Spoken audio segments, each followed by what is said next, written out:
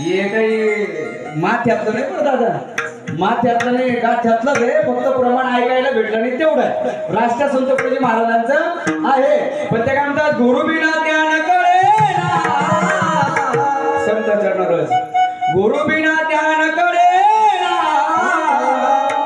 अरे अक्कल बाजारात मिळेना. बरोबर आहे मावशी, तुला तसं होणार नाही ना, किती रात्र पण घुसळत गेलं तरी